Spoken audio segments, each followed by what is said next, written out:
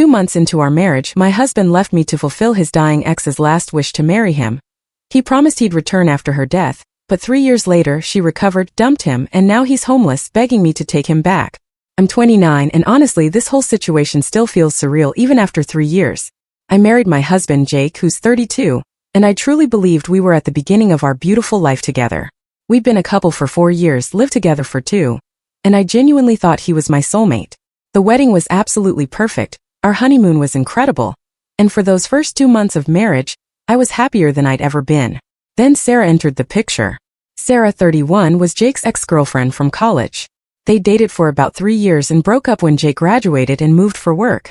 Jake had always said they remained friendly, but hadn't actually spoken in over 2 years. I'd heard her name mentioned occasionally, but she was never someone I worried about, or even really thought about, honestly. 2 months after our wedding, Jake came home from work looking like he'd seen a ghost. He sat me down and told me he'd gotten a call from Sarah's sister. Sarah had been diagnosed with stage 4 pancreatic cancer, and had maybe 6 months to live. She was asking for Jake to visit her because she had something important to tell him. My heart just sank. Cancer is awful, and the thought of someone our age facing that was truly heartbreaking. I immediately told Jake, "Of course you should go see her. Maybe take some flowers, show you care." I figured it would be a closure thing, or maybe she wanted to apologize for how their relationship ended. I was completely unprepared for what came next. Jake went to see her that weekend. When he came back, he could barely look me in the eye. He sat me down again, and then he dropped a bombshell that completely shattered my world. Sarah had told him she'd never stopped loving him, and that her dying wish was to marry him. She wanted to spend her last months as his wife, to experience that happiness before she passed away. But here's where it gets even worse. My husband, Jake, was actually considering it. He said Sarah had made some incredibly compelling arguments about how short life is, and how he owed it to her to grant this final wish. He said she'd reminded him of all the good times they'd shared, and how much they'd meant to each other. According to him, she'd cried and begged, saying she couldn't bear the thought of dying without experiencing marriage with the love of her life. I was stunned. What about our marriage? I asked him, my voice barely a whisper. What about our vows? What about me? Jake actually said he'd thought about that too, and he had a solution that he genuinely seemed to think was reasonable. He wanted to divorce me temporarily, so he could marry Sarah for her final months. Then when she passed away, he'd come back and we could just get married again. He kept saying it wasn't about love, it was about compassion, about giving a dying woman her final wish. I couldn't believe what I was hearing. This man, who had promised to love me in sickness and in health, was asking me to step aside so he could marry another woman. When I pointed out how insane this sounded, he got defensive. He said I was being selfish, and that if I truly loved him, I'd understand this was something he had to do. He actually said Sarah was dying and I had my whole life ahead of me, so couldn't I just be patient? The worst part was how he presented it. Like it was this noble, selfless act. He kept saying things like, Sarah deserves to die happy, and this is bigger than us, and how could I be so heartless about someone's dying wish?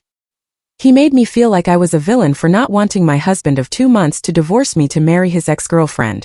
I told him absolutely not. I said if he left me for her, even temporarily, our marriage was over permanently. I wasn't going to be some placeholder wife that he could discard and pick up again at his convenience. Jake seemed genuinely shocked that I wasn't on board with his plan. He said he thought I was more understanding than this, and that he was disappointed in my reaction. We argued about it for weeks. Jake kept bringing up new arguments Sarah had apparently made. She told him about all the things she'd never get to experience, how she'd never have children, or grow old with someone, how marriage was the one thing that would make her feel complete before dying. She'd apparently even said that their love was special and transcendent, and that they owed it to the universe to honor that connection in her final months. During this time, Jake started spending more and more time with Sarah. He said he was helping her with medical appointments and treatments, but he'd come home talking about their deep conversations, and how much they'd been reminiscing about their past. He'd mention inside jokes they'd shared, and places they'd visited together. It was like watching my husband fall back in love with another woman in real time. The final straw came when Jake told me Sarah had asked him to move in with her. She said she was scared to go through her treatment alone and needed someone there for support. Jake thought this was perfectly reasonable, since she was dying and didn't have family nearby. He said it would just be temporary, just until the end, and then he'd come home to me. I told him very clearly that if he moved out of our home to live with another woman, I'd file for divorce immediately. Jake got angry. He said I was forcing him to choose between his dying ex-girlfriend and his selfish wife. He said he never thought I'd be the kind of person who'd stand in the way of someone's final wishes. So he chose her. Jake moved out of our house and in with Sarah, just 3 months after our wedding. He said he hoped I'd come to understand his decision, and that he'd be back as soon as Sarah passed. He said he loved me, but he had to do the right thing. Before he left, he hugged me and said he hoped I'd be waiting for him when this was all over. I filed for divorce the very next day. Jake was served papers at Sarah's house a week later. He called me crying, saying he never meant for this to happen and couldn't I just wait a little longer? I told him he had made his choice and I had made mine. The divorce was final 4 months later. For the first year after Jake left, I was absolutely devastated. I went to therapy, leaned on my friends and family, and slowly, agonizingly started rebuilding my life. I heard through mutual friends that Jake and Sarah had gotten married in a small ceremony, and that he'd sold our house, the house we'd built a life in, to buy her a bigger one, closer to her medical team. Apparently, he'd also taken out loans to pay for experimental treatments not covered by insurance. As much as I hated what Jake had done to me, I figured at least Sarah was getting some happiness in her final months. I tried to find peace in that, even though it had cost me my marriage and the life I had planned. Then year 2 came and went. I heard Sarah was doing better than expected, but I assumed that just meant the treatments were giving her a few extra months. I was focused on my own life by then, dating again and building a career I was truly proud of. Then year 3 hit and I got some shocking news. Sarah wasn't dead. In fact, she was thriving. The experimental treatments Jake had funded had worked incredibly well. Her cancer was in complete remission, and doctors were calling it a miraculous recovery. She was healthier than she'd been in years. But here's the kicker. Sarah had apparently decided that Jake had served his purpose. According to the mutual friend who told me this, Sarah had met someone new during her recovery process, another cancer survivor she had connected with in a support group. She had fallen head over heels for this new guy and wanted to start fresh with someone who understood her journey. Sarah divorced Jake 6 months ago. She kept the house he had bought her, most of the furniture he had purchased, and even got alimony since he had supported her financially during her illness. Jake was left with absolutely nothing. He had spent his savings, taken on massive debt, and had no home to return to, since he had sold ours to fund Sarah's new life. 3 weeks ago, Jake showed up at my apartment. I almost didn't recognize him. He looked older, tired, and completely defeated. He said he needed to talk to me about everything that had happened.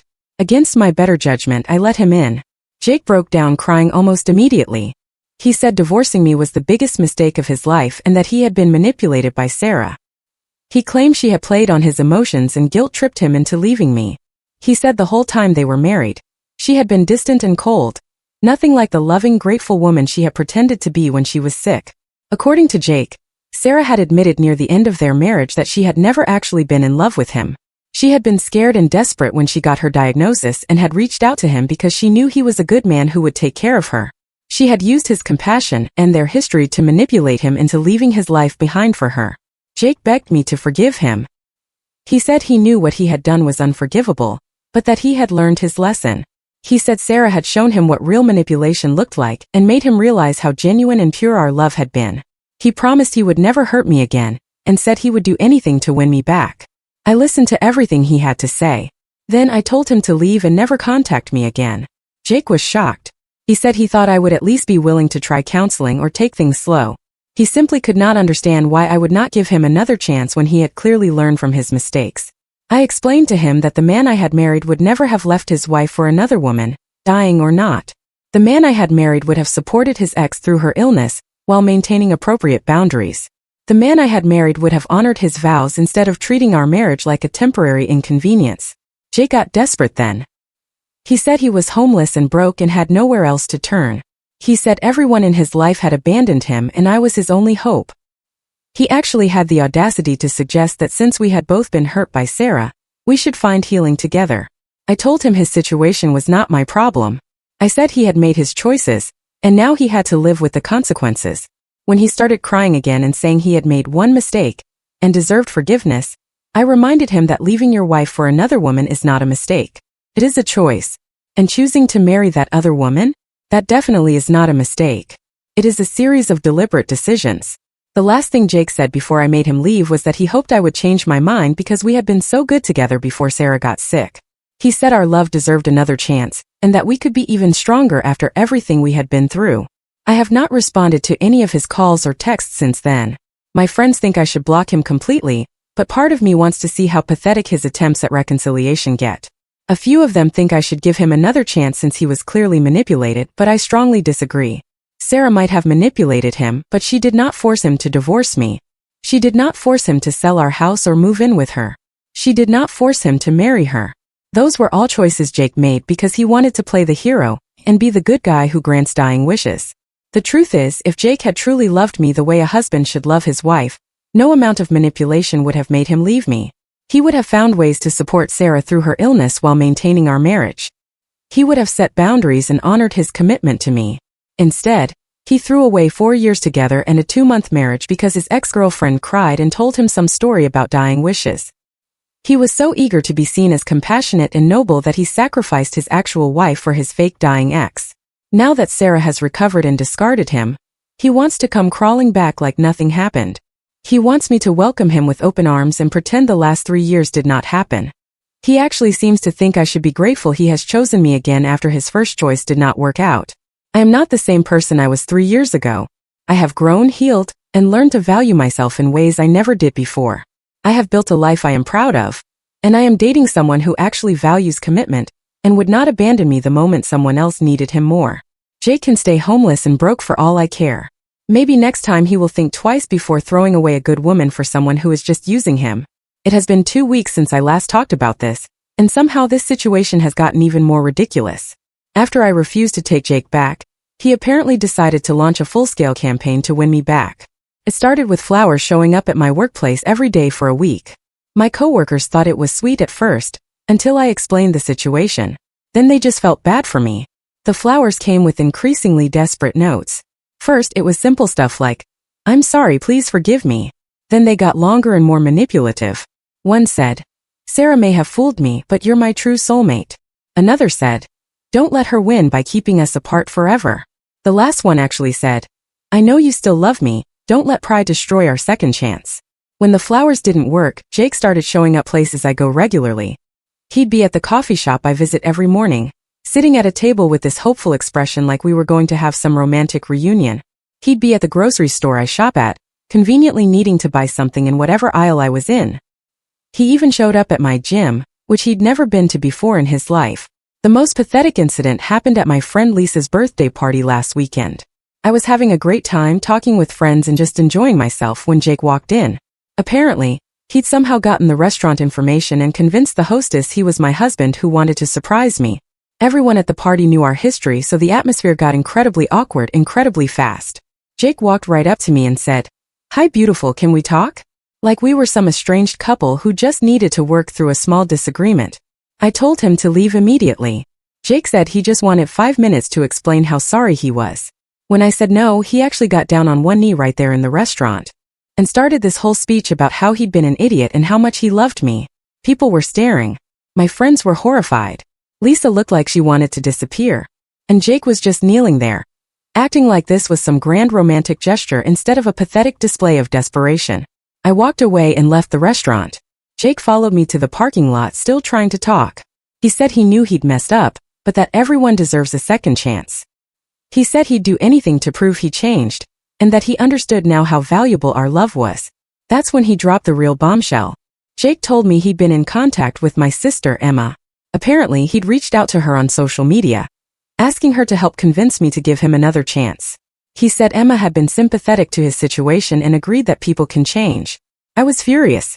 I called Emma right there in the parking lot and asked her what the hell she thought she was doing talking to my ex-husband behind my back. Emma got defensive and said Jake had seemed really sincere in his messages. She said he was clearly suffering and maybe I should at least hear him out. I couldn't believe my own sister was taking his side. I told her that Jake had abandoned me for another woman, and that his current suffering was entirely his own fault. Emma said she understood I was hurt, but that holding grudges wasn't healthy and that forgiveness was important. The conversation with Emma made me realize Jake wasn't just harassing me directly. He was trying to manipulate my entire support system into pressuring me to take him back. I asked him point blank if he'd contacted anyone else in my life. Jake admitted he'd also reached out to my mom, my best friend Rachel, and even my boss at work. He said he was just trying to show me how serious he was about making things right. He told all of them some sob story about how he'd made a terrible mistake and was trying to win back the love of his life. I was absolutely livid. I told Jake that contacting my family, friends, and coworkers was harassment, and that if he didn't stop immediately, I'd file a restraining order. Jake looked shocked, like he genuinely couldn't understand why I considered his behavior inappropriate. He said he was just fighting for our love, and that if our situations were reversed, he'd want me to fight for him too. He said real love meant never giving up, and that he was showing me how committed he was to making things work. I told him that real love meant respecting someone's boundaries, and that his behavior was proving exactly why I was right to divorce him. A man who truly loved and respected me wouldn't be stalking me and manipulating my loved ones into pressuring me. Jake started crying again. He said he was desperate and didn't know what else to do. He said he'd lost everything and I was his only hope for happiness. He begged me to just go on one date with him so he could show me how much he changed. I got in my car and drove away while he was still talking. When I got home, I found he'd somehow gotten into my apartment building and left a huge, poster-sized photo of us from our wedding day outside my door. Written across it in red marker were the words, "This love is worth fighting for." That was my breaking point. I called the police and reported Jake for harassment and trespassing. I also contacted my landlord about changing the building's security code, since Jake had obviously gotten it somehow. The police took my report seriously, especially when I showed them photos of all the flowers, the wedding picture, and screenshots of him contacting my family and coworkers. They said what he was doing definitely constituted harassment and they'd have a talk with him about staying away from me. 2 days later, I got a call from Jake's mom, Linda. I almost didn't answer, but curiosity got the better of me. Linda said she'd heard about what was happening and wanted to apologize for her son's behavior. She said Jake had been staying with her since his divorce from Sarah, and that his mental state had been concerning. According to Linda, Jake had become obsessed with the idea that Sarah had somehow brainwashed him, and that if he could just get me back, everything would return to normal. She said he talked about me constantly and had convinced himself that our love story wasn't over. Linda said she tried to talk sense into him, but that he was convinced I was just playing hard to get and would eventually come around. She said she was worried about his mental health and had suggested therapy, but Jake insisted he didn't need help. He just needed me back. I told Linda I appreciated her calling, but that Jake's mental health wasn't my responsibility. I said he'd made his choices, and now he needed to face the consequences instead of harassing me and my loved ones. Linda said she understood and promised to talk to Jake about respecting my boundaries. She also said she'd make sure he found somewhere else to stay so he wouldn't be tempted to keep bothering me from her house. I thought that would be the end of it, but yesterday I got a text from an unknown number. It was Jake, using someone else's phone to contact me. The message said, "I know you're getting a restraining order, but I had to tell you that I'm not giving up. True love never gives up. Sarah may have won the battle, but she won't win the war." I screenshot the message and forwarded it to the police. They said they'd include it in the harassment case, and that it showed Jake wasn't taking their warning seriously. They advised me to document everything and said they'd help expedite the restraining order process. I also called Emma back and told her exactly what Jake had been doing since she'd encouraged him. I said that her sympathy had enabled his stalking behavior, and that she needed to block him immediately. Emma was horrified when she realized the extent of his harassment and apologized profusely. She said Jake had only told her that he was trying to apologize and win me back, not that he was showing up everywhere I went and manipulating my entire support system.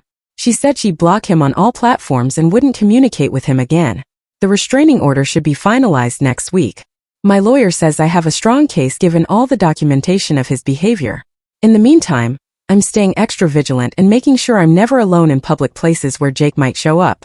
It's insane to me that the man who abandoned me for another woman is now stalking me because that woman dumped him. Jake has shown me exactly who he really is, and it's someone who only values things when he can't have them. 3 months have passed since my last update, and I honestly thought this nightmare was over. The restraining order was granted, and Jake seemed to finally get the message. He stopped showing up places, stopped sending flowers, and my family stopped hearing from him. I started to relax and move on with my life. Then last week happened, and somehow this situation reached a new level of absurdity that I'm still processing. I was at work when I got a call from an unknown number. Usually I don't answer those, but something made me pick up. It was Sarah.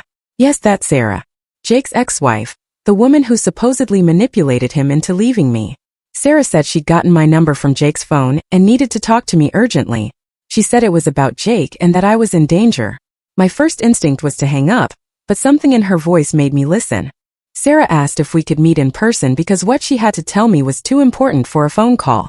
Against every ounce of common sense I had, I agreed to meet her at a public coffee shop after work. When I saw Sarah in person, I was shocked. She looked healthy and vibrant, nothing like someone who'd recently recovered from terminal cancer. She was well-dressed, confident, and honestly seemed like she was thriving. It was hard to reconcile this woman with the tragic figure Jake had described. Sarah started by apologizing for everything that had happened.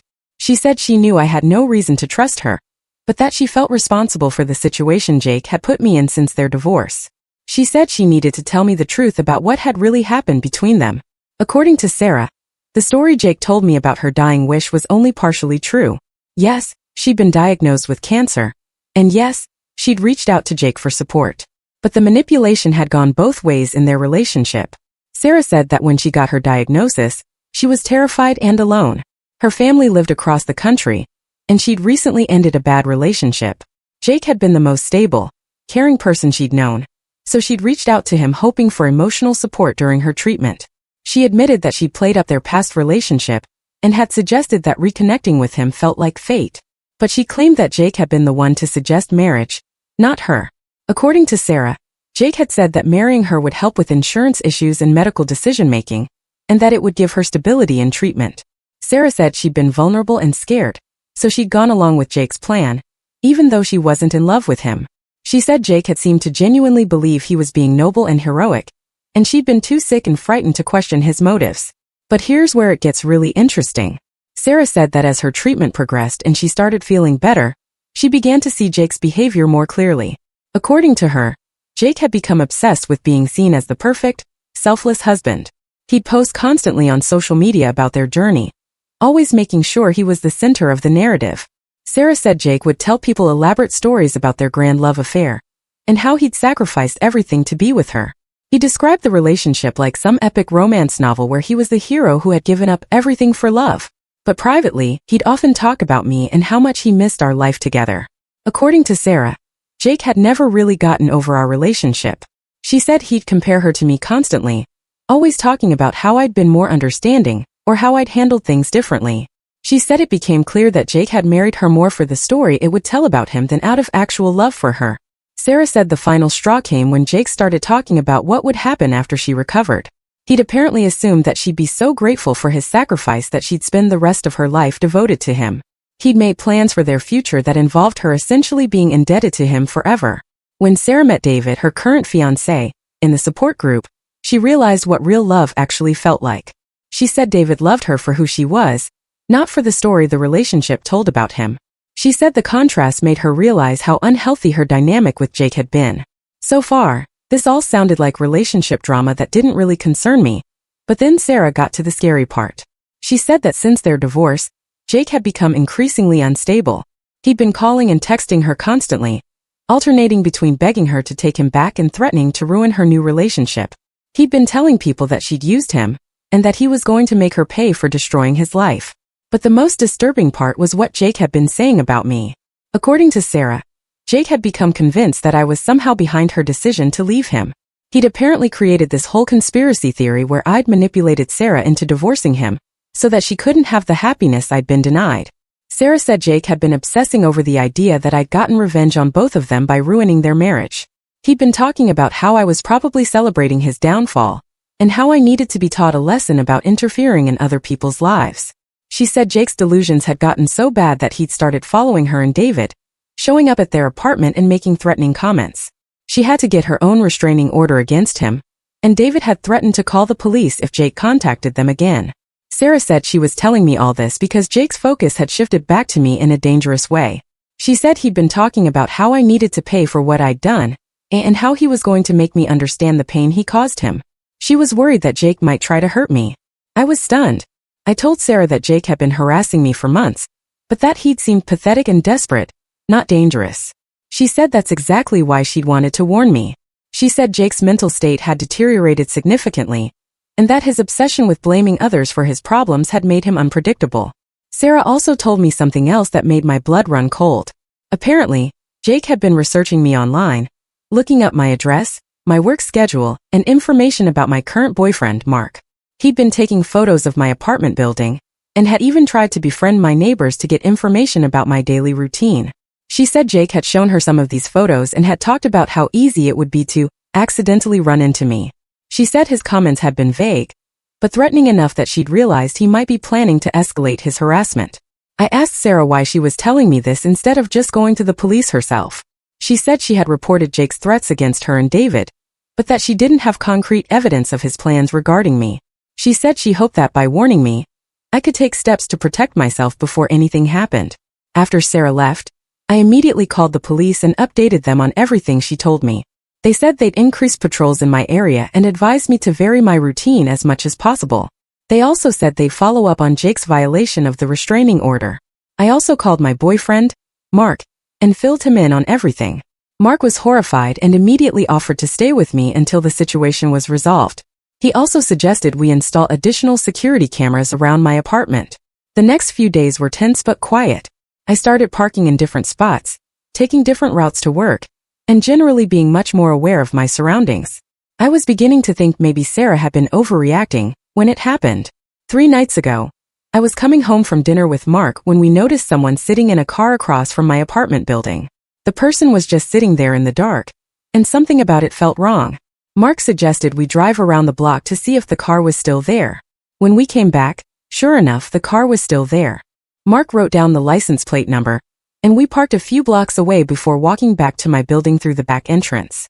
As we were going up to my apartment, Mark looked out the window and saw the person in the car get out and walk toward the building. It was Jake. He stood outside the entrance for about 10 minutes, looking up at the windows, like he was trying to figure out which apartment was mine. Mark called the police while we watched from my window. When the police arrived, Jake tried to claim he was just visiting a friend in the neighborhood, but when they ran his license plate, they discovered he'd been parked outside my building for over 3 hours. Combined with the restraining order and Sarah's report about his threatening behavior, they arrested him for stalking in violation of the restraining order. Jake is currently in jail awaiting trial. His bail was set high because the judge considered him a flight risk and a danger to others. According to my lawyer, the evidence against him is strong, and he'll likely face serious consequences. Sarah contacted me again yesterday to make sure I was okay. She said she was relieved that Jake had been caught before he could escalate further. She also apologized again for her role in the original situation, and said she hoped I could find peace now that Jake was out of the picture. I thank Sarah for warning me. Whatever her mistakes were in the past, she potentially saved me from a very dangerous situation. It's ironic that the woman Jake left me for ended up being the one to protect me from him. I'm still processing everything that's happened. It's surreal to think that my ex-husband, the man I once planned to spend my life with, became so unstable that he was willing to stalk and potentially harm me, all because he couldn't accept that his choices had consequences. The restraining order has been extended, and my lawyer says Jake will likely face jail time when his case goes to trial. I'm hopeful that this nightmare is finally over, and that I can move forward with my life without looking over my shoulder. Mark has been incredible through all of this. He's shown me what real love and support look like, and I'm so grateful to have someone who actually prioritizes my safety and well-being over his own ego. As for Jake, I hope he gets the mental health treatment he clearly needs.